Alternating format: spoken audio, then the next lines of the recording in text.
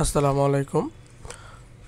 শ্যামল দোকান থেকে কিছু কলম কিনলো, সেগুলোর হাফ অংশ তার বোনকে ও 1/3 অংশ তার ভাইকে দিল। তার কাছে আরও 5টি কলম রইল। শ্যামল কয়টি কলম কিনেছিল? আচ্ছা, তাহলে ধরি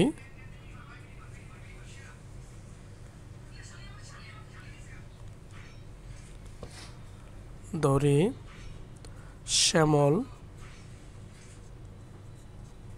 Xটি কলম কিনেছিল।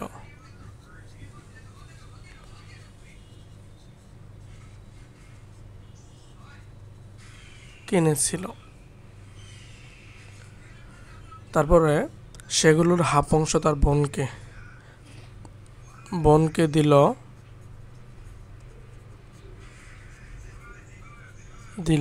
ইকুয়াল এক্স এর 1/2 অংশ ইকুয়াল হবে x/2t। ঠিক আছে, এরপরে হলো ও 1/3 অংশ তার ভাইকে দিল।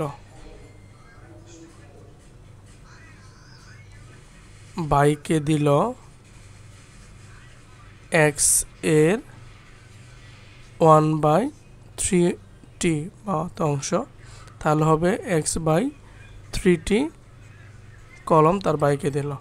তার কাছে আরও 5টি কলম অবশিষ্ট রইল।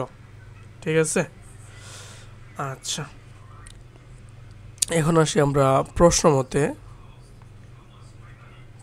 মতে তার কাছে কলম ছিল হচ্ছে এক্সটি, মানে এক্সটি কলমগুলো কিনেছিল। এইখান থেকে x/2 প্লাস x/3 মানে দেওয়ার পরে তার কাছে অবশিষ্ট কলমের সংখ্যা কতটি? 5টি। এখান থেকে আমাদের x এর মানটা বের করতে হবে, বা x minus 3x plus 2x মানে 5x ইকুয়াল হলো 5।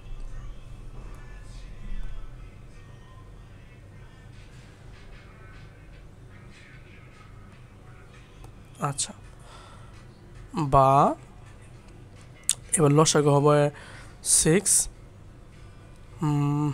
6x থেকে 5x বাদ দিলে থাকবে হচ্ছে শুধু x ইকুয়াল 5, বা x ইকুয়াল 30, মানে শ্যামল 30টি কলম কিনেছিল। অতএব শ্যামল 30টি কলম কিনেছিল। আমাদের উত্তরটা হয়ে গেছে। হ্যাঁ।